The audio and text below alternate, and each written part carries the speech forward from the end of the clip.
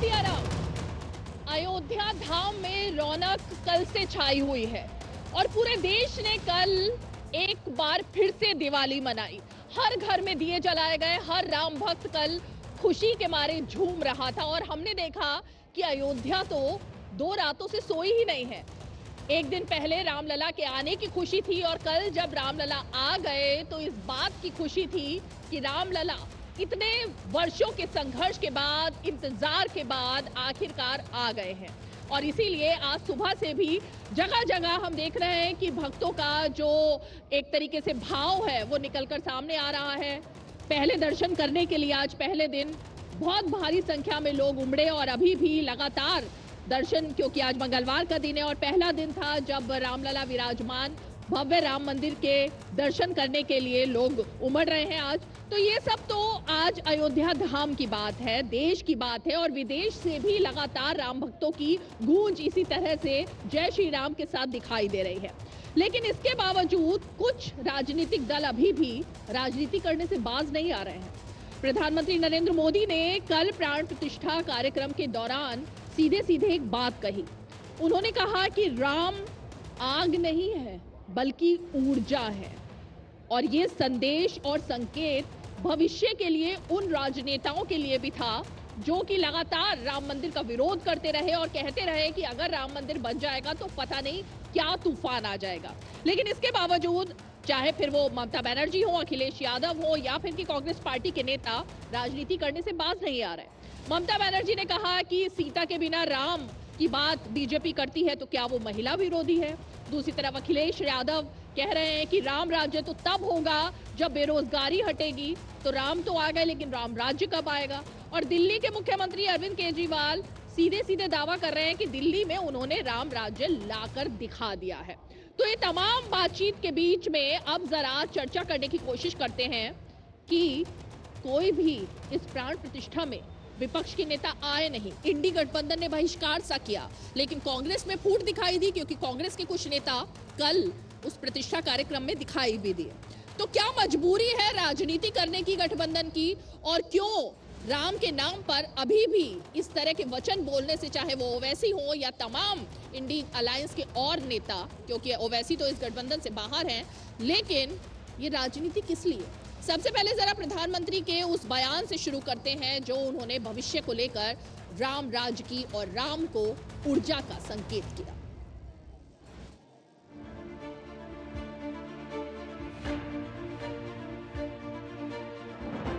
मैं आज प्रभु श्री राम से क्षमा याचना भी करता हूं। हमारे पुरुषार्थ, हमारे त्याग, तपस्या में कुछ तो कमी रह गई होगी कि हम इतनी सदियों तक ये कार्य कर नहीं पाए। आज वो कमी पूरी हुई। मुझे विश्वास है प्रभु राम आज हमें अवश्य क्षमा करेंगे। सबको समझना चाहिए कि किसी के विरोध में नहीं बनाए, किसी को दबाकर हराकर उसकी छाती पे चढ़ के नहीं बनाए। ये तो प्रेम का मंदिर है। ये तो जो ऐतिहासिक गलती हुई थी टूटने की, ये उसका निराकरण मात्र है। আমি রামের বিরুদ্ধ নই, আমি রাম সীতা দুজনকেই শ্রদ্ধা করি। তোমরা সীতা দেবীর নামটা তো একবারও বলো না, তার মানে কি অ্যান্টি উইমেন? আরও অ্যান্টি উইমেন। সীতা না থাকলে রাম হয় না, আর কৌশল্যা দেবী না থাকলে, মা না থাকলে রামের জন্ম হয় না। ममता जी की बुद्धि पता कहाँ चले गई। आज उनको महिला प्यार दिखाई दे रहा है। कल जब दुर्गा पूजा होती थी, दुर्गा की माता दुर्गा की पूजा नवरात्र में नहीं करने, उनका विसर्जन नहीं करने दिया जाता था। आज उनको महिलाओं के बारे में दिखाया तो महिलाओं के साथ में बलात्कार हो रहा है। किस प्रकार से वेस्ट बंगाल के अंदर बलात्कार के साथ कत्लेआम चल रहा है महिलाओं के साथ में, भाई महिलाओं की पीड़ा नहीं दिखाई देती। इन्होंने जो नारा गढ़ा उसमें सीता को लुप्त करने की कोशिश की, लेकिन अंतर मन में जो राम है, हिंदुस्तान की फिजा में जो राम है, उसमें सीताराम ही चलेगा और उसको आप कभी विलग नहीं कर पाएंगे। मुख्यमंत्री जी बहुत पहले ये बात कह चुके हैं, राम राज्य का मतलब है सब में आपस में प्यार, लोगों का स्वास्थ्य अच्छा रहे, लोगों को रोजगार मिले, लोगों के घर अच्छे से चले और भगवान राम का आशीर्वाद रहे।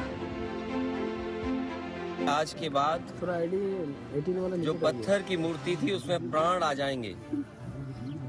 हम सब उनको उसी भाव से देखेंगे कि वो जिसमें हम साधना करेंगे। अब हमें उम्मीद है कि समाज और देश जो मर्यादा पुरुषोत्तम जी ने राम राज्य की कल्पना की थी, जहाँ गरीब दुखी न रहे, नौजवान खुशहाल हो, आगे बढ़े।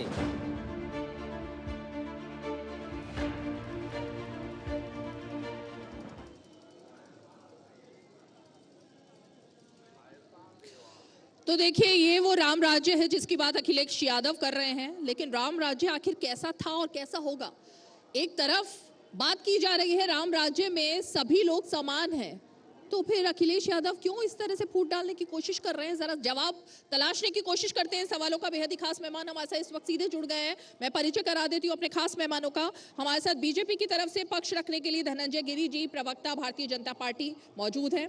हमारे साथ कांग्रेस पार्टी के समर्थक और राजनीतिक विश्लेषक सैयद जवाद मौजूद हैं। हमारे साथ परवेश चौधरी जी हैं जो कि विश्व हिंदू परिषद के प्रवक्ता हैं। इसके अलावा हमारे साथ विष्णु पाठक जी हैं जो कि आम आदमी पार्टी के समर्थक और राजनीतिक विश्लेषक हैं। और साथ ही हमारे साथ प्रवक्ता हैं अशोक यादव जी, समाजवादी पार्टी के। अशोक यादव जी का मैं रुख करूं, लेकिन सबसे पहले मैं जरा बात करना चाहूंगी विष्णु पाठक जी आप ही से, क्योंकि आज तो हम एक अलग तरीके का माहौल देख रहे हैं। अरविंद केजरीवाल और उनके सारे मंत्री, होड़ लगी हुई थी एक तरीके से कल की किस तरह से भगवा लहराने की कोशिश की जाए। तो एक तरीके से साफ है कि आम आदमी पार्टी के एंटी गठबंधन के जो उनका स्टैंड है उससे बाहर है और अरविंद केजरीवाल अपनी अलग राजनीति करने का मूड बना चुके हैं। नहीं रीमा जी, ऐसी बात नहीं है। अब लगता देश में एक माहौल जो क्रिएट किया जा रहा है कि जो एनडीए के साथ नहीं वो राम विरोधी है। और ये समझ लीजिए कि इसी तरह की बातें हैं। शुरू से ही आम आदमी पार्टी का जब 9 साल सरकार है, आम आदमी पार्टी तो सच पूछिए कि आम आदमी पार्टी की सरकार जो राम राज्य की जो परिकल्पना है, लोगों को शिक्षा, स्वास्थ्य, कोई भूखा नहीं रहे, कोई सड़क पे ना सोए, उस पे काम कर रही है। काम करने का प्रयास बहुत हद तक कामयाबी भी हासिल की है। दिल्ली में लोगों को लूट बाजारी से बचा और दिल्ली के महिला हो, चाहे बच्चे हो, चाहे गरीब हो, चाहे अमीर हो, सबको सामान्य शिक्षा, सामान्य स्वास्थ्य की व्यवस्था सरकार करने में लगी हुई है। दूसरी बात है कि बरसों से आम आदमी पार्टी का जब से गठन हुआ और सरकार बनी तब से आम आदमी पार्टी के विधायक के कार्यालय में सुंदरकांड करने का, हनुमान चालीसा करने का महीने में 1 बार या 2 बार ऐसी परंपरा रही है। अब आप लोग को लगता है या भारतीय जनता पार्टी के लोगों को लगता है, एक सेकंड, भारतीय जनता पार्टी के लोगों को लगता है, आप लोग का मतलब है कि मीडिया मीडिया वाले को, लेकिन हमारी परंपरा है। मीडिया को क्या लगता है वो छोड़ दीजिए जी, मीडिया को क्या लगता है उसकी बात मत करिए। अभी तो फिलहाल बात हो रही है कि राम राज्य में शराब के घोटाले सामने नहीं आते थे, उसको लेकर मंत्री और उप मुख्यमंत्री जेल नहीं जाते थे। नहीं, शराब घोटाला आए हैं। शराब घोटाला देखिए, राम राज्य में इस तरह के घोटाले सुने थे क्या आपने? नहीं, शराब घोटाला शराब घोटाला हुआ ही नहीं है। और उस जेल का फिर आप अलग तरह उस पर अगर चर्चा करना चाहते हैं तो हम लोग चर्चा करें उस पर कि आज तक जो है सो किसी भी नेता के अगेंस्ट में कोई मनी लॉन्ड्रिंग का या पैसे मिले नहीं। और सरकार, केंद्र सरकार मजबूत सरकार है, वो चाहे तो किसी को भी रौंद दे, किसी को भी पीस दे, किसी के साथ भी कुछ कर सकती है, लेकिन सरकार को बताना चाहिए कि उसमें मिला क्या। तो शराब घोटाला वाला अगर चर्चा करना है तो शराब घोटाला वाला चर्चा कर लीजिए, लेकिन राम जी से किसी को बैर नहीं है। राम जी हमारे भी आराध्य हैं, बीजेपी वाले के भी आराध्य हैं, हमारे भी, और सबके राम आराध्य हैं। राम से कोई किसी का मतलब नहीं है कि राम जी से हम विरोधी हो गए, राम जी के। ठीक है विष्णु जी, मैं धनंजय जी का रुख करती हूँ। धनंजय गिरी जी, आपको लगता है कि अरविंद केजरीवाल ने ये अलग लाइन लेकर, भगवान राम का के साथ वाली लाइन लेकर कहीं ना कहीं दिल्ली में कुछ क्रेडिट लेने की कोशिश की है और उसमें वो कामयाब रहे कल? धनंजय गिरी, देखिए रीमा जी, केजरीवाल के कलंक को समझना बड़ा मुश्किल काम है। ये नाती 420 नानी ने कहा था कि वहां मेरा राम विवादित ढांचे के मंदिर में नहीं जाएगा। ये शराब कांड करने वाले आज सुंदर कांड का पाठ करने लगे हैं। केजरीवाल जो बच्चों की कसम खाए थे, कांग्रेस की शरण लेने लगे। केजरीवाल को समझना बहुत मुश्किल काम है। केजरीवाल जी आपको कह रहे हैं कि परिवार और बच्चों के साथ जाएंगे, जाना भी चाहिए और भगवान राम से माफी मांगनी चाहिए कि यही वो बच्चे हैं जिनकी कसम खाई थी कि कांग्रेस से न समर्थन लूंगा न दूंगा, इनको माफ कर दीजिएगा प्रभु। केजरीवाल आपके पाप, बाप रे बाप, दिल्ली कान बंद कर लेती है। और पंजे से जो झड़पा है केजरीवाल ने दिल्ली और पंजाब, तो पंजे को दोबारा पंजा नहीं मारने देंगे केजरीवाल। केजरीवाल वो कलाकार है जो कब कल्टी मारे, कब पलटी मारे, कब उलट जाए, कब क्या कहे और कब क्या बना कर दे। केजरीवाल को की कलाबाजियों को समझना कोई साधारण काम नहीं है और कांग्रेस के बस का नहीं है केजरीवाल की कलाबाजियों को समझना। और केजरीवाल कब अन्ना का टोपी लगाए और अन्ना को चना की तरह चबा गए, उनको गन्ना भी निकाल दिया केजरीवाल ने। केजरीवाल के कलाकारी पर जितना कहा जाए रीमा जी वो कम है। और केजरीवाल की पार्टी को मुफ्ती और मौलवियों को तनख्वाह देंगे और हनुमान चालीसा का पाठ करेंगे। ऐसा कमाल का नेतृत्व, ऐसा कमाल का व्यक्तित्व। भाई हनुमान मंदिर के भी किसी पुजारी को और किसी मंदिर के तनख्वाह दे दिए होते। दिल्ली सरकार ऑफिशियली जब मुफ्ती और मौलवियों को तनख्वाह दे रही है और आप कहते हैं कि हम राम के भक्त हैं, सर्वधर्म समभाव। रीमा जी हमको भी 10 सेकंड दीजिएगा। रीमा जी इसका जवाब देने दीजिए। ये कैसा है भाईचारा भाई? रीमा जी हमको भी जवाब देने दीजिए। स्क्रीन में दिखाइए कौन किन की बात हो रही? अच्छा ओके। रीमा जी, इफ्तार से राजनीति को रफ्तार देने का चलन इस देश में अब बंद हो रहा है। ये राम का राष्ट्र है, ये राम का राज्य है, राम का राज्याभिषेक हुआ है, राम का उदय हुआ है, इस देश का सूर्योदय हुआ है। आज से 500 सालों से हिंदू जनमन में छाया हुआ अंधेरा छटा है। जो दिवाली बनी है, ये दिवाली उस अंधेरे को खत्म करने का प्रतीक है। जो आज हर दिल में दिवाली है, हर घर में दिवाली है। राम आ गए हैं, अयोध्या में स्थापना हो रही है राम राज्य की। रीमा जी, गिरी जी को एक बात, विष्णु पाठक जी जल्दी से तुरंत उत्तर गिरी जी को एक बात कहना चाहता हूँ। इन्होंने बोलिए। कैमरे पे बैठ करके इन्होंने झूठ बोला कि दिल्ली सरकार मुफ्ती को मौलवी को तनख्वाह देती है। इनसे पूछिए कि हरियाणा में किसकी सरकार है, हरियाणा सरकार क्यों देती है मुफ्ती मौलवी को तनख्वाह? उत्तर प्रदेश में योगी जी की सरकार क्यों देती है मुफ्ती मौलवी को तनख्वाह? इनसे पूछिए। ये बिल्कुल सरासर नेशनल चैनल पे आके ये झूठ बोल रहे हैं। ये बिल्कुल ये झूठ बोल रहे हैं। ये तनख्वाह किस कानून के तहत हरियाणा की सरकार दे रही है? कानून की तहत उत्तर प्रदेश की सरकार दे रही है। मैं बिल्कुल सच कहा है मैंने, लाइन बाय लाइन, नुक्ता नफस, जेरो जबर जो मैंने कहा उस पर कायम हूं। नहीं, उत्तर प्रदेश की सरकार क्यों दे रही है? हरियाणा की सरकार क्यों दे रही है? केजरीवाल का स्टेटमेंट आपको भेज दूंगा रीमा जी। हरियाणा केजरीवाल ने तो मांग किया कि मंदिर के पुजारियों को भी तनख्वाह मिलनी चाहिए। हम तो मांग कर रहे हैं मंदिर के पुजारियों को भी तनख्वाह मिलनी चाहिए। हमने मांग किया, हमारी सरकार ने मांग किया। विष्णु जी सुनिए, विष्णु जी इतना उत्तेजित मत होइए। विष्णु जी इतना उत्तेजित मत होइए। इस बारे में पहले से कई सारे सबूत सामने आ चुके हैं, इसलिए इसको डिनाई करने से कुछ नहीं होगा। और दूसरी बात, ये नानी जी वाली बात से तो मुकरा नहीं जा सकता ना। नानी जी ने जो बात कही थी अरविंद केजरीवाल से, उसके तो कितने मीम बन रहे हैं। तो नानी जी की बात से तो मुकर गए ना अरविंद केजरीवाल, इसमें क्या झूठ है? नहीं, भारतीय जनता पार्टी पेटेंट करवा ले कि कोई हनुमान चालीसा भारतीय जनता पार्टी के अलावा कोई हनुमान चालीसा नहीं करे, कोई सुंदरकांड नहीं करे, कोई रामलला का दर्शन नहीं करे, कोई राम जी का नाम भी नहीं ले। इनका पेटेंट है क्या? हम बरसों से, हम हिंदू हैं, हम सनातनी हैं, बरसों से हम लोग करते आए हैं, बरसों से हम लोग करते आए। इनसे हम पूछेंगे क्या कि हमको राम जी का नाम लेना है या इनके अक्षत लेके हमको अयोध्या जाना है? अयोध्या जन जन का अयोध्या है। अयोध्या पूरे हिंदुस्तान के लोग, विश्व के लोग जो श्रद्धालु हैं वो भी जाते हैं अयोध्या में। तो कई मुस्लिम भी गए, मुसलमान भी जा रहे हैं, उनको क्या रोक लीजिएगा क्या? अयोध्या में तो मुसलमान भी जा रहे हैं, उनको भी रोक लीजिएगा क्या? जिनकी श्रद्धा जैसी है, जिनकी भावना जैसी। तो नानी जी को समझानी चाहिए थी जो आप यहाँ मंच पर कह रहे हैं।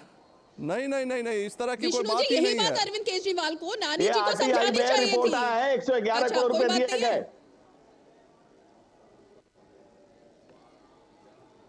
चलिए ठीक है, मैं आगे बढ़ती हूँ। सैयद जवाद, मैं आपका रुख करती हूँ क्योंकि जिस तरीके की बात सामने आई और कांग्रेस पार्टी में फूट दिखाई दी, मतलब कांग्रेस पार्टी के हिमाचल के मंत्री जो है वो रामलला विराजमान के दर्शन करने के लिए इतने आतुर थे कि पार्टी लाइन से हटकर आ गए। तो कांग्रेस क्यों इतनी विचलित थी? आ जाते कांग्रेस के नेता, क्योंकि मन में अगर राम है तो सामने दिखाने में क्या दिक्कत थी? देखिए, प्रभु श्री राम जी के बताए हुए रास्ते पे मुझे लगता है कि अकेले कांग्रेस ही चल रही है। और अगर इस बात को मान ले, जैसे धनंजय गिरी जी कह रहे थे कि राम राज्य आ चुका है इस देश में, तो अगर मैं उनकी ही बात को आगे बढ़ाऊं कि राम राज्य आ चुका है इस देश में, तो अब ये मान लिया जाए कि किसी दलित के चेहरे के ऊपर कोई पेशाब नहीं करा जाएगा। राम राज्य अगर आ चुका है धनंजय गिरी जी और भारतीय जनता पार्टी के अकॉर्डिंग, तो किसानों को खालिस्तानी और आतंकवादी अब नहीं कहा जाएगा। राम राज्य अगर आ चुका है तो जकिया जाफरी के साथ भी इंसाफ होगा और बिल्किस बानो के जो अपराधी थे जिनको छोड़ा गया था उनको, उनके साथ भी जो है अब न्यायपूर्वक और न्याय संगत तरीके से उनके ऊपर भी कार्रवाई होगी। अब राम राज्य आ चुका है तो किसी भी बलात्कारी को, किसी भी अपराधी को टिकट देकर के भारतीय जनता पार्टी सदन के अंदर नहीं भेजेगी। ब्रजभूषण शरण सिंह जैसे लोगों को और जो जीप से कुचल देते हैं किसानों को, ऐसे लोगों को सदन के अंदर नहीं भेजेगी। अगर राम राज्य आ चुका है तो देश के अंदर अब बेरोजगारी खत्म हो चुकी होगी। सही जवाब, दिक्कत क्या है मैं बता देती हूँ। एक दिक्कत है बहुत बड़ी, सही जवाब। एक बहुत बड़ी दिक्कत है, जितने नहीं, जितने मुद्दे आप उठा रहे हैं, ये राम राज्य की ही परिभाषा है कि हर मुद्दे पर अदालत अपना फैसला दे चुकी है, अदालत में हर मुद्दे पर सुनवाई हुई है और उनका जो फैसला आया है उस पर ही सभी लोगों ने विश्वास किया है, चाहे वो सरकार हो या सरकार से बाहर के लोग हो। तो जितने आपके आरोप हैं ये राम राज्य ही है ना, और लोकतंत्र ही है राम राज्य की मिसाल, जिसकी वजह से अदालत में हर मामले की सुनवाई हुई है। एक भी मुद्दा आपने इस वक्त नहीं उठाया ऐसा जिसमें अदालत की सुनवाई ना हुई हो। तो मुद्दा है क्या आपका? रीमा जी, एक सुप्रीम कोर्ट ने यह भी डिसीजन दिया था कि हाँ, मस्जिद को तोड़ा जाना एक क्रिमिनल ऑफेंस था और जिन अपराधियों ने मस्जिद को डायनामाइट लगा करके उड़ा दिया था उनके ऊपर भी कार्रवाई होगी और ईमानदारी से कार्रवाई होगी। और इसी सुप्रीम कोर्ट ने यह कहा था कि 1991 का places of worship act basic structure का हिस्सा है। तो भारतीय जनता पार्टी और तमाम विश्व हिंदू परिषद और जितने लोग हैं, आप लोग देश को भड़काने का काम करते रहेंगे और फिर आग लगती रहेगी और फिर हम उसको बुझाते रहेंगे। ये तरीका ठीक नहीं है। सही जवाब, देश बहुत खुश है। अरे आप कैसे मुद्दे उठा रहे हैं? टॉपिक पर बात कीजिए ना, आग लगाने का काम क्यों कर रहे हैं आप? आप अयोध्या के निवासियों की, हर देशभक्त की, हर राम भक्त की खुशियों से क्यों इतने खफा है? क्यों इतने खफा है? मैं तो सुप्रीम कोर्ट की बात कर रहा हूं। आप देख रहे हैं ना देश में दिवाली, आप देख रहे हैं ना देश में दिवाली मन रही है। सुप्रीम कोर्ट ने जो कहा उसी का पालन हुआ है, उसी का पालन हुआ है। चलिए जवाब लेते हैं। और मैं जरा अपने प्रोड्यूसर से कहूंगी, अगर अशोक यादव जुड़ नहीं पा रहे हैं तो उनको फ्रेम से हटा दीजिए। अगर अशोक यादव जी के सिग्नल्स में दिक्कत है तो हटा दीजिए उनको। मैं आप ही की बात का जरा परवेज जी को लेकर आना चाहूंगी। परवेज जी को विश्व हिंदू परिषद की तरफ से। जी, कांग्रेस पार्टी कह रही है और तृणमूल कांग्रेस कह रही है कि सिया के राम तो है ही नहीं, तो महिला विरोधी होने का आरोप लग रहा है कल के प्रोग्राम के बाद, प्राण प्रतिष्ठा के बाद। और सैयद जवाद ने जिस तरह के मुद्दे उठाए हैं, मैं प्रवेश जी चाहूंगी कि आप इसका जवाब दें। नहीं, अभी ये समय जो है वो फालतू चर्चाओं का नहीं है। हिंदू समाज की जीत हुई है और भारत का स्व जो है वो वापस लौट रहा है।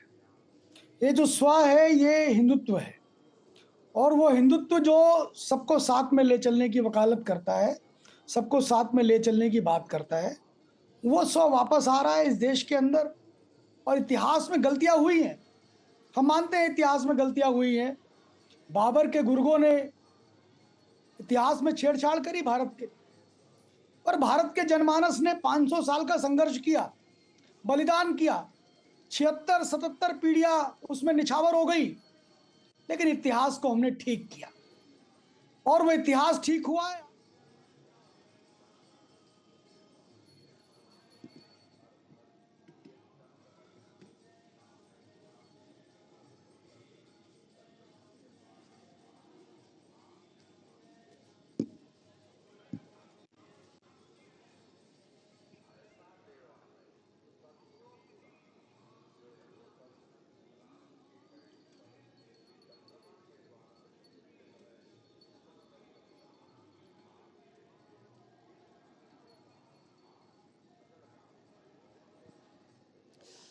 और इस वक्त आप ये जो तस्वीरें देख रहे हैं, प्रधानमंत्री राष्ट्रीय पुरस्कार विजेता जो वीर बच्चे हैं उन सभी से मुलाकात कर रहे हैं। 26 जनवरी पर सभी को पुरस्कार दिया जाता है उससे पहले, और ये सभी वो बच्चे हैं जिनके साथ प्रधानमंत्री अपने आवास पर मुलाकात कर रहे हैं। उनके जो एक्सपीरियंस है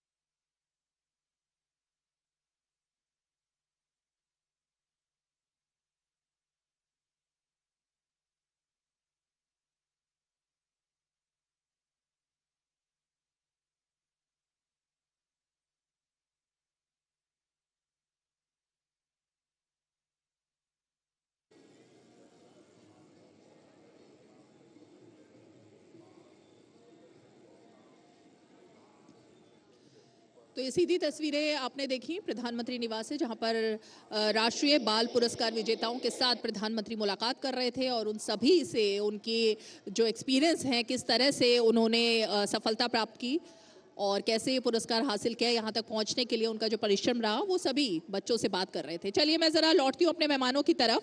और सैयद जवाद, आपकी बात का जवाब प्रवेश चौधरी जी ने दिया, जल्दी से जवाब दीजिए, फिर मैं धनंजय गिरी जी के पास जाऊंगी। देखिए, पहली चीज, जो लोग इतिहास को जानते हैं, इतिहास कभी बदला नहीं जाता। इतिहास लिखने वाले जो लोग हैं, जो पढ़े लिखे समाज से आते हैं, वो जानते हैं इतिहास अपनी जगह पे होता है, उसको पढ़ने की जरूरत होती है।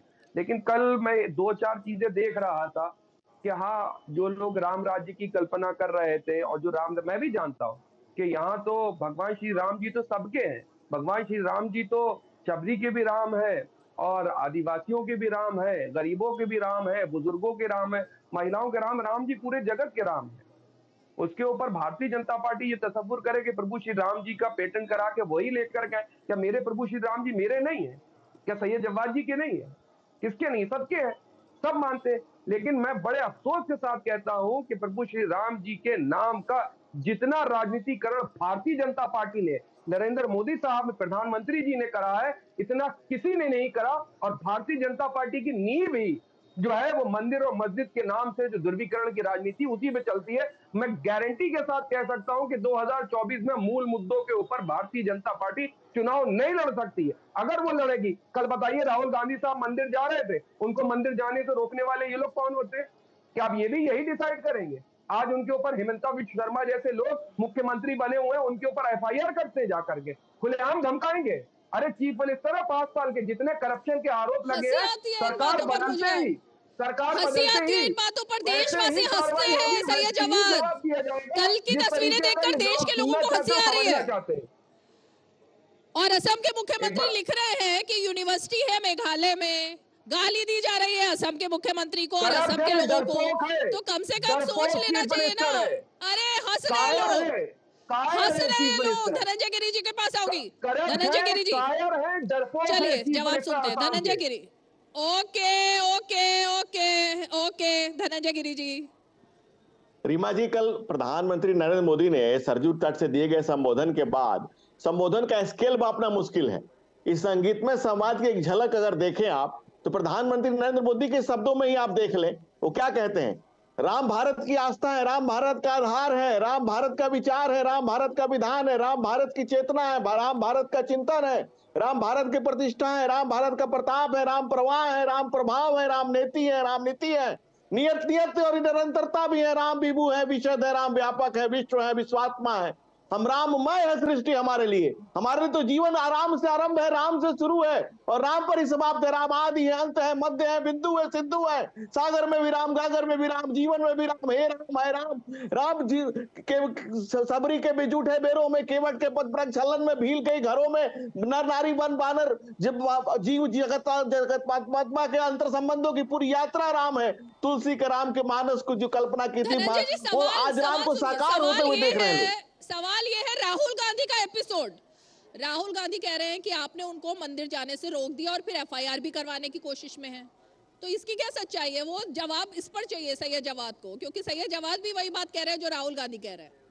रीमा जी, पहले तो राहुल गांधी को उस मंदिर ने साफ साफ कहा कि वहां भीड़ थी, हमने कह दिया कि थोड़ा रुक जाइए, आपको वीवीआईपी दर्शन करवाते हैं, लेकिन कुछ ना कुछ चाहिए था खबरों में बने रहने के लिए। विडंबना ये है कि विखंडनकारी तत्वों को कोई ना कोई बहाना चाहिए था, वो कांग्रेस हो या कालनेमी, भगवान राम के कार्य में विघ्न न डाले तो ये हो ही नहीं सकता है। जिनको प्रॉपर निमंत्रण आया था, निमंत्रण पर नहीं गए। यही राहुल गांधी का स्टेटमेंट था कि लोग मंदिर लड़की छेड़ने जाते हैं। यही राहुल गांधी जाकर के सोमनाथ के मंदिर में गैर हिंदू रजिस्टर साइन करते हैं। यही राहुल गांधी को, कांग्रेस को लगता है कि डैमेज हो जाएगा तो 2 दिन बाद यही जाकर के वैष्णो देवी में अपना गोत्र बताने लगते हैं। अरे धर्म बदल गई, जात बदल गए, आप बता रहे हो गोत्र, और दादा तुम्हारे लेटेस्ट सिमेट्री में, यही कब्र में इलाहाबाद में, और जनेऊ पहन के घूम रहा है पौत्र। तो ये देश को ये सब चीजें अब नहीं चलेगी। अब जो है सत्य सनातन की राजनीति चलेगी। बाबर की बर्बर विरासत से सैयद जवाद को लगाव अगर है तो ये भी दुख की बात है। ये बाबर की बर्बर विरासत को, बलात्कारी को बाप कहने वाला ही देश नहीं है। और हाँ, अब राम राज्य स्थापित होगा। अब कोर्ट से साहबानों, किसी बहन साहबानों पर निर्णय होगा तो पार्लियामेंट से कोई राजीव गांधी नहीं होगा उसको पलटने के लिए। अब न्याय के साथ खड़ा होगा। ये नरेंद्र मोदी की सत्ता है जो इस देश के नेशन के मूड के हिसाब से इस देश में अयोध्या में राघवेंद्र का मंदिर नरेंद्र के हाथों स्थापित हो। ये भगवान राम की इच्छा थी। भगवान राम का काम वही कर सकता है। राम जी उसको ऑथराइज करेंगे। मुझे एक ब्रेक लेना है। ठीक है सैयद जवाद जल्दी से जवाब दीजिए, फिर एक ब्रेक लेती हूँ, उसके बाद विष्णु जी और प्रवेश जी। देखिए, भारतीय जनता पार्टी के जिस तरीके से आपको जवाब मिल गया। आप इतिहास में क्यों जाना चाहते हैं? इतिहास में जाएंगे तो बहुत सारे पन्ने खुलेंगे। याद रखिएगा, हेमंता बिश्व शर्मा जैसे करप्ट चीफ मिनिस्टर के ऊपर सत्ता का परिवर्तन जब भी होगा, उनके खिलाफ भी यही सुलूक रखा जाएगा। पहली बात, हवा में आरोप नहीं लगेंगे इस शो में हवा में आरोप नहीं लगाएंगे सैयद जवाद। जिस चीज को लेकर आपके पास कोई सबूत नहीं है, आप आरोप लगा के नहीं निकलेंगे। असम के मुख्यमंत्री पर इस तरह आरोप मैं बर्दाश्त नहीं करूंगी यहाँ पर। नहीं, गंभीर आरोप है उनके ऊपर। जिस चीज के सबूत है सामने रखिए सबूतों के साथ बात होगी। अच्छा, सुनिए, करके नहीं जा सकते। कितनी बार ईडी, कितनी बार इनकम टैक्स, कितनी बार उनके घर पे जाती है, कितनी बार सीबीआई उनके घर पे गई, कितनी बार ईडी उनके घर पे गई, कितनी बार इनकम टैक्स उनके घर के ऊपर गई, कितनी बार उनके ऊपर आरोप लगाए गए। और अगर कोई विपक्ष का नेता मुख्यमंत्री, चलिए छोटा सा ब्रेक लेते हैं। ब्रेक के फौरन बाद लौटेंगे और इस चर्चा को आगे बढ़ाएंगे। अयोध्या धाम से आप सीधे आज 5 की पंचायत देख रहे हैं। थोड़ी देर में ब्रेक के बाद लौटते हैं। आप सभी बने रहिए प्लीज।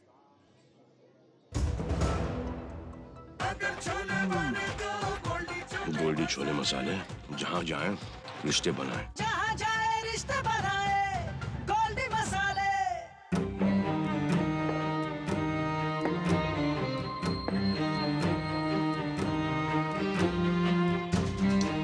कब तक आप ऐसे फ्यूचर का टेंशन लेकर चलते रहेंगे?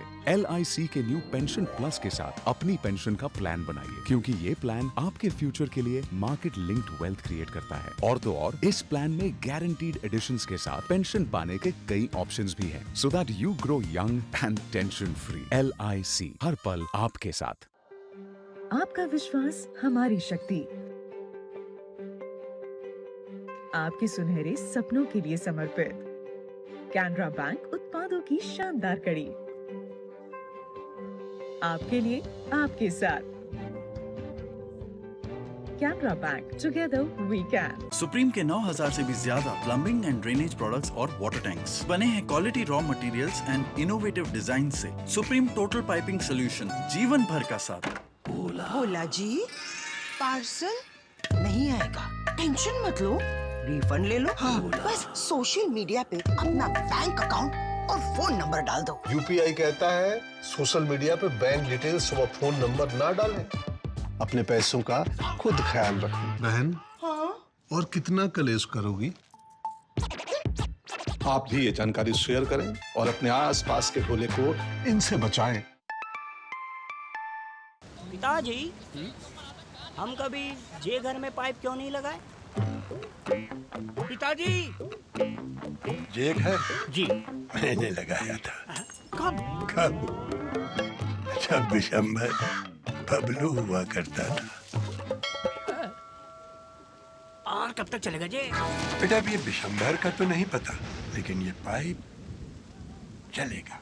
फिनोलेक्स पाइप्स, पीढ़ियां बदलेंगी, पाइप नहीं।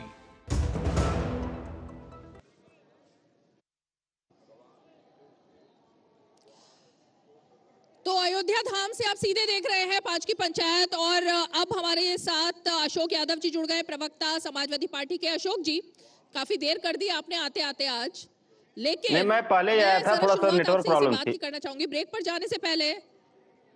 ब्रेक पर जाने से पहले ये चर्चा चल रही थी राम राज्य की, तो अखिलेश यादव और आपकी पार्टी भी राम राज्य की बात कर रही है। अब आप तो उत्तर प्रदेश में ही हैं, मेरे ख्याल से अगर अयोध्या आते और आते ही रहते होंगे आप, तो यहाँ आकर आपने देखा होगा कि कोई भी धर्म, कोई भी संप्रदाय, कोई भी जाति, कल सबके घर दिवाली मन रही थी। इतने लोगों को अयोध्या में, उत्तर प्रदेश में रोजगार मिला है राम मंदिर बनने से। अयोध्या का काया पलट हो गया है, ये भी आपने देखा। तो ये किस राम राज्य की बात कर रहे हैं अखिलेश यादव आखिर, जो नहीं है? देखिए रीमा जी, राम राज की स्थापना की बात अगर किया जाए तो राम राज की संकल्पना में समानता का सिद्धांत रहता है। उन्होंने, भगवान राम ने शबरी के जूठे बेर खाए थे और उन्होंने दिखाने का प्रयास किया था समाज के अंतिम पावदान के व्यक्ति को भी सम्मान मिलना चाहिए। लेकिन यहाँ भारतीय जनता पार्टी के साथ क्या समस्या है कि एक गैर बराबरी के सिद्धांत पे पार्टी चल रही है।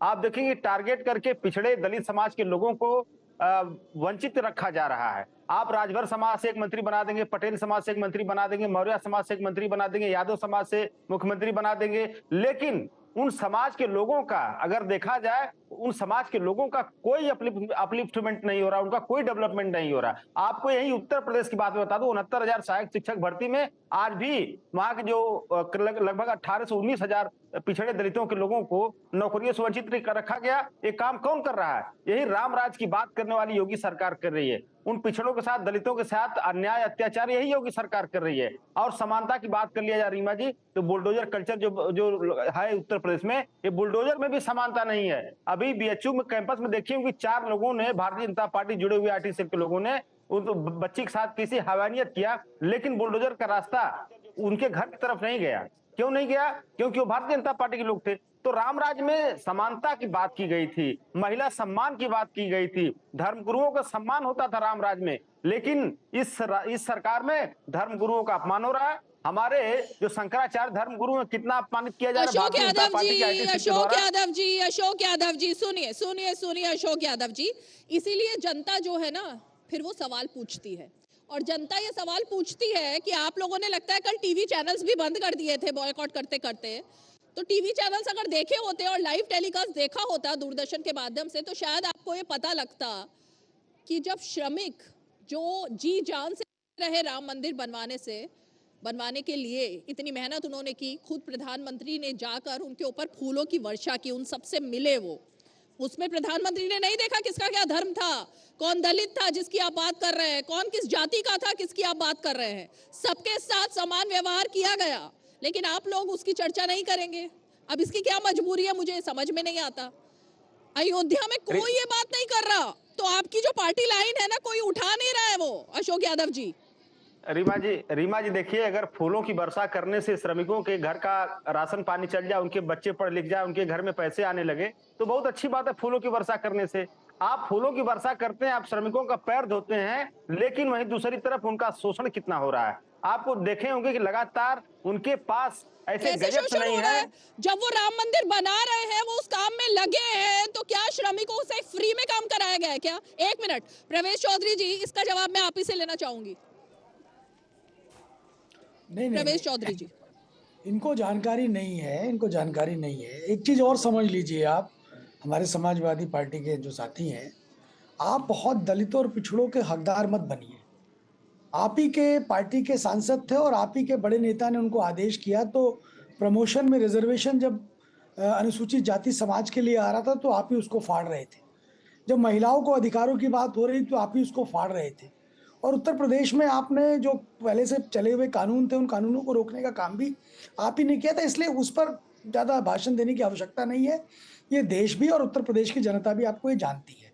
दूसरी चीज़, मंदिर के अंदर अगर श्रमिक काम कर रहे थे तो उनको सबको वेतन दिया गया। आपको ऐसे संस्मरण सुनाते हैं, बहुत से मजदूरों ने तो ये तक कहा कि हम तो प्रभु राम के यहाँ काम कर रहे हैं, हम लेना नहीं चाहते। इस तरह का भाव भी आया है, लेकिन क्योंकि जो व्यवस्था है उस व्यवस्था के नाते से सब कुछ होता है और सबको पारिश्रमिक मिला है। और दूसरी चीज़ मैं आपको बता दूं, मंदिर से लाभ भी होता है समाज को। अभी काशी का मैं एग्जांपल दे दूं कि 10 करोड़ लोग काशी विजिट करा, जिसमें से 7 करोड़ लोगों ने होटल बुक करे। लगभग 2500 करोड़ का बिजनेस हो गया काशी में। अभी अयोध्या के अंदर कितने सारे होटल्स बन रहे हैं, कितनी सारी चीज़ें बन रही, 20,000 से ज़्यादा रोजगार अभी जनरेट हो गए हैं। और आगे इसका कितना ज़्यादा बढ़ेगा, क्योंकि मैं बगल के क्षेत्र से रायबरेली से आता हूँ रीमा जी, इसलिए बता सकता हूँ कि कितना डेवलपमेंट जो है वो सड़कों का, हॉस्पिटल्स का और तमाम सारी जो चीज़ें हो रही हैं वो हम लोग देख रहे हैं। क्योंकि 60 किलोमीटर की दूरी पर अयोध्या हमारे 60-70 किलोमीटर पे पड़ता है, तो हम आते जाते हैं, इसलिए हम बता रहे हैं। जवाब भी वहीं का है, जवाब भी अच्छे से इस बातों को जानता होगा। तो मंदिर भी एक इकोनॉमी का एक बड़ा केंद्र होता है और मंदिर से भी बहुत ज़्यादा लाभ होता है। तीसरी चीज़, जहाँ तक समानता की बात कर रहे हैं अशोक जी, राम मंदिर का पूरा जो अभियान चला, उस अभियान में लीडर्स कौन से थे, किसके हाथ से जो है वो शिला का पूजन किया गया? कामेश्वर चौपाल कौन थे? ठीक है, उनके हाथों से किया गया। लगभग 2.5 लाख गांवों के अंदर जो शिला पूजन हुआ उसमें कौन शामिल थे, कौन लीडरशिप कर रहे थे? ये आप जरा एक बारी खंगाल कर देखिए इतिहास को, आपको समझ में आएगा। निधि समर्पण अभियान जब होता है तो उसकी शुरुआत कहाँ से होती है? रीमा जी, मैं अच्छी बात आपको बता दूं कि रीमा जी, निधि समर्पण अभियान की शुरुआत वाल्मीकि मंदिर दिल्ली से शुरू होता है। और इसी तरह का सेम काम लखनऊ के अंदर नरेंद्र वाल्मीकि के घर से 10 रुपए का निधि का समर्पण लेकर प्रारंभ होता है। और इस पूरे निधि समर्पण अभियान का अंत कहाँ होता है? तो अंत जो है रविदास जयंती के दिन दिल्ली के अंदर ही रविदास मंदिर के अंदर इसका अंत किया जाता है। इससे बड़ा एग्जाम्पल क्या सामाजिक समरसता का हो सकता है क्या? इससे बड़ा सामाजिक समरसता का कोई एग्जाम्पल नहीं हो सकता है। इसको आप समझ लीजिए। इसलिए ये जो आलाप आप करते हैं, दलितों, पिछड़ों, दुनिया भर के गाने गाते हैं, इन गानों को गाना बंद करके आप मुद्दों पर बात करिए। इसलिए आप फेल हो रहे हैं, मुद्दों पर बात नहीं करते, आप आलाप करते हैं। ठीक है अशोक यादव जी, सही तस्वीर पेश करने की कोशिश करनी चाहिए। आजकल ना राजनीति भी बदल चुकी है और जनता का माइंडसेट बदल चुका है। अब जनता सही तस्वीर और सच्चाई बोलने वालों के साथ खड़ी होती है। ये तो आपने देख ही लिया ना। तो ये तमाम आते हैं सामने अशोक यादव जी। रीमा जी देखिए, अभी इन्होंने कई बातें गिनाई। मैं इनसे बस सिंपल पूछना चाहता हूं कि 69,000 सहायक शिक्षक भर्ती में जो 18,000 से लेकर के 20,000 के बीच में जो पिछड़े दलितों का जो हक और आरक्षण आपने छीन के दूसरे समाज के लोगों को दिया है, इनके साथ जस्टिस कब होगा? इस राम राज्य में जस्टिस होगा कि इसके अलावा और कोई राम राज्य आएगा? दूसरा सवाल, जो बीएचयू में रेपिस्टों के ऊपर, घरों के ऊपर जिस तरह से आपने तमाम बुलडोजर चलवाए हैं, क्या उन चारों रेपिस्टों के घरों पर भी बुलडोजर जाएगा? हो चुकी है, उनके ऊपर अदालत अपना आएगी? काम कर रही है, कानून अपना काम कर रहा है। अगर इन्हीं 2 मुद्दों के लिए आपका राम राज्य है तो सॉरी, मतलब अच्छी तस्वीर पेश नहीं करनी और जो काम अदालत कर रही है उसके काम में दखल अंदाजी करना वो सही नहीं है ना अशोक यादव जी, वो सही नहीं है। धनंजय गिरी जी जवाब देंगे इसका, और फिर मैं सैयद जवाद और विष्णु जी। पीडीए का मतलब है पारिवारिक डेवलपमेंट अथॉरिटी, परिवार से शुरू और परिवार से खत्म। इनका जो समाजवाद है वस्तुतः परिवारवाद है। और जिस दलित की चिंता ये कर रहे थे कि देश की पहली दलित मुख्यमंत्री मायावती जी ने कोर्ट में एफआईआर किया था, और एफआईआर में उनके लिखे गए शब्द बाई लाइन में पढ़ रहा हूं, कि सपा के गुंडों ने मेरे साथ गलत करने का और मुझे जान से मारने का प्रयास किया, और उन्होंने उसके बाद नारा दिया कि चढ़ गुंडन की छाती पर मुहर लगाओ हाथी पर, और इन लोग और उसका रिजल्ट आया कि बहन मायावती पूर्ण मेजोरिटी में आई। तो इनका दलित के प्रति ये स्वभाव है, और पारिवारिक डेवलपमेंट अथॉरिटी क्या है जान लीजिए। इनके समय में लॉ एंड ऑर्डर क्या होता था कि बड़े बड़े जो सो कॉल्ड नाम है, जिनका नाम मैं लेना नहीं चाहता हूं, वो थाने में ताला मार देते थे और चिरौरी की जाती थी कि ताला खोल दो भाई, थाना पुलिस को तो रहने दो। और आज गुंडे जो है, जो पुलिस भैंस खोजती थी, वो पुलिस के भौकाल से आज क्रिमिनलों का, गुंडों का, मवालियों का उत्तर प्रदेश में ये बुरा हाल है। और उत्तर प्रदेश आज लॉ एंड ऑर्डर की एक मिसाल, एक नजीर पेश करता हुआ प्रदेश है, विकास की नई गाथा लिखता हुआ प्रदेश है, अप्रतिम सौंदर्य की तरफ बढ़ता हुआ प्रदेश है। आज 7 लाख करोड़ की इकोनॉमी हो गई, जो 2 लाख करोड़ की इकोनॉमी हुआ करती थी। जिस रफ्तार से, जिस गति से गतिमान है उत्तर प्रदेश, आज सपा को ये समझ में नहीं आ रहा है। और दूसरी बात, जब भगवान राम के प्रभाव को इन्होंने चुनाव में महसूस किया तो इन लोगों ने परशुराम मंदिर की बात कर दी। इन्हें पता ही नहीं है कि राम और परशुराम क्या है। परशुराम कहते हैं कि राम रमापति कर धनु लेहु, अखे चहुचाप मिटे संदेहु।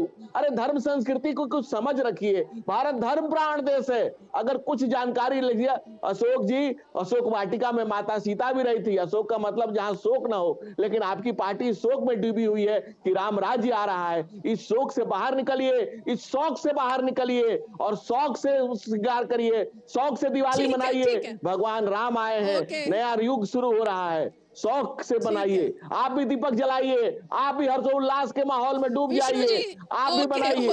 ओके, आपने उनके नाम की डेफिनेशन बता दी धनंजय जी। मैं आ रही हूँ विष्णु जी, 1 मिनट रुकिए। लेकिन अशोक जी और सैयद जवाद, मैंने पहले ही कहा था, मैं शुरू से कह रही हूँ कि इतिहास के पन्नों को मत कुरेदिए, क्योंकि अगर इतिहास में जाएंगे तो सबके कच्चे चिट्ठे खुलते हैं, फिर किसी एक के नहीं खुलेंगे, सबके खुलते हैं। तो मायावती बहन जी जो आरोप लगाती है अशोक यादव जी, उनको आप दलित मानते हैं नहीं मानते हैं? अशोक यादव बहन जी सम्मानित नेता इस देश की, बहन जी सम्मानित नेता अरिमा जी, उनको हम लोग सम्मान देने काम करते हैं और हमेशा सम्मान देते रहेंगे। बार बार सोशल मीडिया पर याद दिलाती है वो गेस्ट हाउस की, बार बार याद दिलाती है वो गुंडों की पार्टी कहती है आपकी पार्टी को। उनको क्या मानते हैं आप? रीमा जी देखिए, बहन जी किसके प्रभाव में, किसके दबाव में आकर के ये बातें कहती है, लेकिन हमारे राष्ट्रीय अध्यक्ष अखिलेश यादव जी ने कई बार कहा कि हम लोग 2019 में बहन जी को प्रधानमंत्री बनाना चाह रहे थे। हमारे राष्ट्रीय अध्यक्ष ने कई बार कहा कि हम लोग बहन जी को प्रधानमंत्री बनाना चाहते थे इस देश का, लेकिन किसी वजह से वो गठबंधन नहीं हो पाया, बहन जी आगे नहीं चल पाई। लेकिन आज भी हम लोगों के प्रति बहन जी जो कुछ कह रही है, बहन जी प्रति सम्मान हमारे मन में। ओके, वो जो भी याद दिला रही हैं, वो पुरानी जितनी बातें कोट कर रही हैं, अब वो दबाव में कह रही हैं। अगर वो सच्चाई बोल रही हैं तो उनके ऊपर किसी का दबाव है, कहने का मतलब ये है अशोक यादव जी। देखिए रीमा जी, मैं सिंपल सा 10 सेकंड लूंगा आपको। दबाव कैसे काम करता है? बहन जी से हमारे राष्ट्रीय अध्यक्ष जी को गिरगिट बुलवाया गया, ये भारतीय जनता पार्टी ने बुलवाया, इसलिए बुलवाया कि हम लोग भी उसमें रिटेलिएट करेंगे, उनको कुछ बोलेंगे तो भारतीय जनता पार्टी का एजेंडा सेट होगा, जो दलित समाज, पिछड़े समाज, यादव समाज के बीच में क्लैश होगा, जिसका सीधा सीधा फायदा भारतीय जनता पार्टी को मिलेगा। लेकिन हम लोग जानते हैं कि जब से अखिलेश यादव जी सरकार में आए हैं, तब से लगातार हमेशा पार्टी को सम्मान देने का काम किए हैं कि किसी पर दबाव डालकर उसको सच बोलने के लिए कहा जा रहा है, किसी पर दबाव डाला जा रहा है कि वो सच बोले। ये कैसा दबाव है? सच बुलवा रहा है वो? ये कैसी राजनीति है? मतलब सोच के बोलिए ना अशोक जी, कैसा दबाव है ये? सच बोलने को उकसा रहा है ये दबाव। नहीं, ये बताइए रीमा जी जिस तरह का बहन जी बात बोलती हैं, ये हम लोग नहीं जानते कि कैसे उनसे कैसे बुलवाया जाता है। ये बात, ये सारी बातें भारतीय जनता पार्टी की स्क्रिप्ट से बोलती हैं वो। इस बात को हम नहीं, हमारे जो है दलित समाज भी जानता है इस बात को। भारतीय जनता पार्टी के इस कुकृत्य को दलित समाज भी जानता है। 10 सेकंड का रिएक्शन धनंजय गिरी जी, 10 सेकंड। ओके रीमा जी, गेस्ट हाउस कांड हुआ था, बहन जी के साथ जो दुर्व्यवहार हुआ था, जो हुआ था, क्या भारतीय जनता पार्टी उस समय सत्ता में थी? सत्ता में तो यही लोग थे, और उस समय भारतीय जनता पार्टी ने धनंजय गिरी जी जवाब देंगे। 10 सेकंड, 1 मिनट धनंजय गिरी जी। रीमा जी, जब बहन मायावती ने FIR किया था उस समय भारतीय जनता पार्टी का क्या था उत्तर प्रदेश में? भारत सरकार इनकी थी, इनका हिसाब किताब था सारा, और हम बहन मायावती ने FIR उस समय इनके ऊपर किया था, और हमारे नेताओं ने जान की बाजी लगा दी उनको बचाने में। बहन मायावती की आबरू और उनकी जान बचाने में हम लोगों ने जान लगा दिया, और उस समय की घटना है। उसको बहन मायावती उस शौक को बार बार उसको रिपीट करती है। उस समय भारतीय जनता पार्टी का क्या लेना देना था? अरे अशोक जी, कुछ तो शर्म रहने दीजिए। राजनीति में कुछ तो सूचिता, कुछ तो प्रतिमान, कुछ तो रहने दीजिए। सच को सच कहने का, पूरब को पूरब कहने का, सूरज को सूरज कहने का, राम को राम कहने का और राम राज्य को राम राज्य कहने का कुछ तो प्रयास करिए, कुछ तो प्रयास करिए। ठीक है कुछ तो। ठीक है विष्णु पाठक जी, ओके विष्णु पाठक जी, ये बहुत अच्छा लग रहा है कि इंडी गठबंधन में मौजूद ये सभी पार्टियां, कांग्रेस हो, समाजवादी पार्टी हो, उनकी लाइन अलग हो चुकी है, पूरी तरह से अलग हो चुकी है, जो अरविंद केजरीवाल की लाइन से कहीं मैच नहीं खा रही है। अरविंद केजरीवाल सुंदरकांड भी पढ़ रहे हैं, राम नाम की टी-शर्ट भी पहन रहे हैं। सारे मंत्रियों ने कल बहुत अच्छा वो राम नाम का एक अलग से भगवा जो अपना आभूषण के साथ सब कुछ पहना हुआ था, अच्छा लग रहा था देखकर। तो अब हम ये माने कि 2024 में अरविंद केजरीवाल इसी तरह से अब चुनाव लड़ेंगे, इन्हीं कपड़ों में, इसी वेश में। आपकी बातों को और आगे बढ़ाता हूं। दिल्ली में केजरीवाल सरकार ने 4 दिन तक रामलीला का आयोजन किया। दूसरी बात कहता हूं कि हम लोग राम जी का मंदिर स्थापना हुआ, मंदिर का गृह प्रवेश हुआ, राम जी प्रतिष्ठित हुए, इस बात की खुशी है, बधाई है। लेकिन अब रामराज की बात है। दिल्ली में पिछले 9 साल से केजरीवाल सरकार रामराज के लिए प्रयास कर रही है। अब धनंजय गिरी जी आश्वासन दें कि कम से कम अब जब राम जी प्रतिष्ठित हो चुके हैं, राम जी आ गए हैं, तो ये देश के जनता को आपके माध्यम से आश्वासन दें कि अब किसी बलात्कारी के पक्ष में कोई भारतीय जनता पार्टी का आदमी तिरंगा यात्रा नहीं करेगा। अब कोई अपराधी, कोई खूनी अगर जेल से बाहर आएगा तो कोई माननीय पार्लियामेंट मेंबर, कोई सांसद जाके उसको माल्यार्पण नहीं करेंगे। कोई किसी ऐसे अपराधी को जमानत इसलिए नहीं दिया जाएगा क्योंकि वो भारतीय जनता पार्टी के सपोर्टर हैं। भारतीय जनता पार्टी के लोगों को अब देश को यह आश्वासन देना चाहिए और रामराज का डिलीवरी करना चाहिए, रामराज का डिलीवरी होना चाहिए। अब रामराज के लिए हम लोग सब लोग, और जय श्री राम, जय श्री राम पूरा देश करेगा, हम लोग भी करे हैं, और दिवाली भी मनाएंगे, होली भी मनाएंगे, सब कुछ, ईद बकरीद सब मनाएंगे, सब मनाना चाहिए। सर्वधर्म सद्भावना की तभी तो बात होगी, सिर्फ ममता बनर्जी के कहने से नहीं होगी। लेकिन धनंजय गिरी जी आश्वासन दे, उससे पहले मैं आपसे आश्वासन लेना चाहूंगी कि शराब की दुकानों के साथ जो घोटाला हुआ, वो राम राज्य दिल्ली का जो राम राज्य जिसकी बात अरविंद केजरीवाल कर रहे हैं, वो नहीं होना चाहिए। जो एक मेडिकल दवाइयों के साथ में जो घोटाला सामने आ रहा है, वो भी राम राज्य में नहीं होना चाहिए। उसके अलावा कोई शराब घोटाला नहीं हुआ है, कोई दवाई घोटाला नहीं हुआ है। तो वो आप आश्वासन दे रहे हैं क्या? नहीं, बिल्कुल आप आश्वासन दे रहे हैं, बिल्कुल आश्वासन दे रहे हैं कि कोई शराब घोटाला नहीं हुआ है, कोई दवाई घोटाला नहीं हुआ है। हरियाणा की सरकार गुड़गांव में 1 का 2 दारू मिलता है, वो बंद क्यों नहीं कर देती है?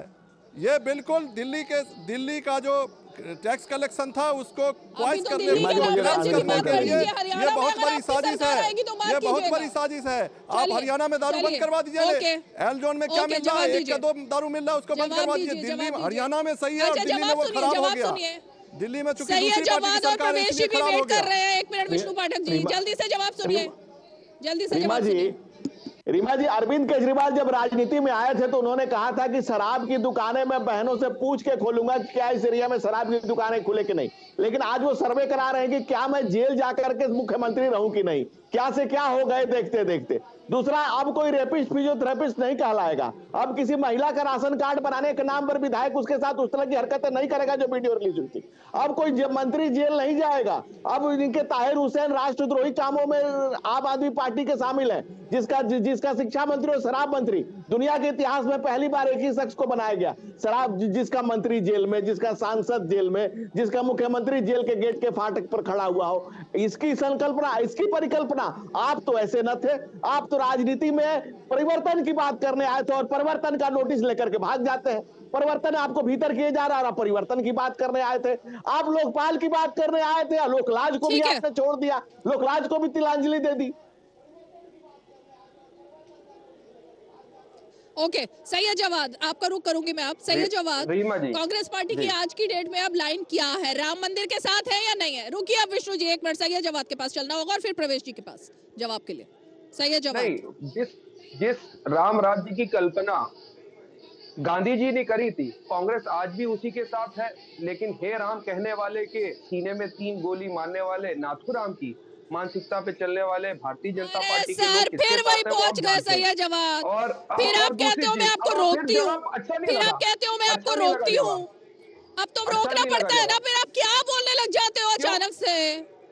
मुझे भी नहीं लगा अच्छा, किसी को नहीं लगा अच्छा। खुशी है या नहीं, मैंने ये पूछा आपसे। राम मंदिर की खुशी है या नहीं, राम मंदिर की खुशी है या नहीं, सवाल ये था, सवाल ये था। रीमा जी, का मंदिर बनवाने वाला। आप बहुत देर हो गई बोलते हुए, थोड़े से सुकून से सब्र के साथ सुनिए। 2 विषय थे जिसको परवेज भाई ने भी उठाया कि एम्प्लॉयमेंट कैसे जनरेट होता है। तो देश के अंदर परवेज भाई बेरोजगारी दर इस वक्त की चरम सीमा के ऊपर है। और दूसरा, अभी धनंजय गिरी साहब ने परिवारवाद का उदाहरण दिया था। परिवारवाद का उदाहरण देने के लिए बीसीसीआई में एक साहब बैठे हुए हैं जो बल्ला पकड़ना भी नहीं जानते, लेकिन वो परिवारवाद का सटीक उदाहरण है। दूसरा सटीक उदाहरण परिवारवाद का जो है एक केंद्रीय मंत्री है अनुराग ठाकुर साहब, वो भी परिवारवाद का उदाहरण है। तो वो बातें ना करा करिए जिसकी तरफ आप एक राम मंदिर को लेकर क्या राय है, ये सवाल था सैयद जवाद। रीमा जी की राम मंदिर को लेकर क्या रुख है कांग्रेस पार्टी का, ये सवाल था मेरा, ये सवाल था, ये सवाल था। नहीं रीमा जी आधा मिनट, रीमा जी आधा मिनट सुनिए। रीमा जी आधा मिनट है राम के वजूद पर हिंदों से सवाल का जवाब क्यों नहीं देते हो रीमा जी? है राम के सवाल वजूद का जवाब क्यों नहीं देते हैं? अहले नजर समझते हैं जिनको इमामे। उस वक्त का दौर जिस वक्त अल्लामा इकबाल ने ये बात कही, अरे प्रभु श्री राम जी पर आस्था सभी की आस्था है, लेकिन इस देश के अंदर जिस तरीके से चुनावी राजनीतिकरण करना, खास तौर पे प्रभु श्री राम जी के नाम पर भारतीय जनता पार्टी के लोग इस चीज को ये साबित करना चाहते हैं कि हाँ, सिर्फ मंदिर और मस्जिद ध्रुवीकरण की राजनीति, प्रभु श्री राम जी के नाम की राजनीति। सैयद जवाद, प्रवेश जी ने एक बात कही, आपने शायद सुना नहीं। करेगा। प्रवेश जी ने बताया कि उत्तर प्रदेश में आप जहां से आते हैं वहां भी विकास की जो पूरी तरह से बयार चल रही है उसका जिक्र किया ना प्रवेश जी ने। बिल्कुल नहीं। सुनिए, आपके इलाके का अंदर सुनिए, आप ये मानते हैं? सुना करिए, 2.5 लाख पद खाली पड़े रेलवे के, 2.5 लाख पद खाली पड़े हुए। ये सवाल नहीं पूछना चाहिए इनसे कि 2.5 लाख जो पद रेलवे के खाली पड़े हुए हैं उनकी 10 साल के अंदर कितनी भर्ती करी गई। आप बताइए उत्तर प्रदेश के अंदर कितने ऐसे शिक्षक हैं जिनकी भर्ती अभी तक नहीं हुई। बहुत सी यूनिवर्सिटीज ऐसी है जिनके अंदर अभी भी प्रोफेसर की नियुक्ति काफी सालों से है, अभी भी नहीं हो रही है। बताइए गवर्नमेंट पीएसयू के अंदर जिस तरीके से उनको बेचा जा रहा है कि अरे भाई, आपके इलाके का विकास हुआ है नहीं, उन्होंने ये बताया आंकड़ों के माध्यम से, और विकास उन्होंने आंकड़ों के माध्यम से बताया, आपने सुना नहीं शायद। रीमा जी आधा मिनट, प्रवेश जी रीमा जी आधा मिनट, विकास के लिए रीमा जी आधा मिनट, आधा मिनट, प्रवेश रीमा जी आधा मिनट, प्रवेश जी जवाब दे रीमा जी आधा रहे हैं। मिनट। अच्छा रुकिए सैयद जवाद, आप ही की बात का जवाब दे रहे हैं प्रवेश जी। हमारा बड़ा पढ़ा लिखा साथी है और फाइनल कमेंट, मेरे पास समय की बाधा है, जल्दी से प्रवेश जी। के पास काफी नॉलेज भी जवाद के पास है, लेकिन मेरे भाई इन सब चीजों से भी बहुत सारा रोजगार जनरेट होता है, एक चीज। दूसरी चीज, अगर रोजगार की समस्या देश में है तो इसका मतलब क्या हम मंदिर का निर्माण नहीं करेंगे क्या? इसका मतलब क्या है हम प्रभु राम की आराधना नहीं करेंगे क्या? हम क्या अपने मंदिरों में जाना छोड़ दें क्योंकि आप कह रहे हैं कि साहब बेरोजगारी है इसलिए आप मंदिर मत जाइए? तो ये विषय बेकार का है। ठीक है, चलिए आप सभी खास मेहमान आज 5 की पंचायत में जुड़े, आप सभी का बहुत बहुत शुक्रिया। वक्त की बाधा इसलिए कार्यक्रम को आज यही विराम लगाना होगा, कल फिर होगी मुलाकात, तब तक के लिए हमें दीजिए इजाजत। जय सिया राम।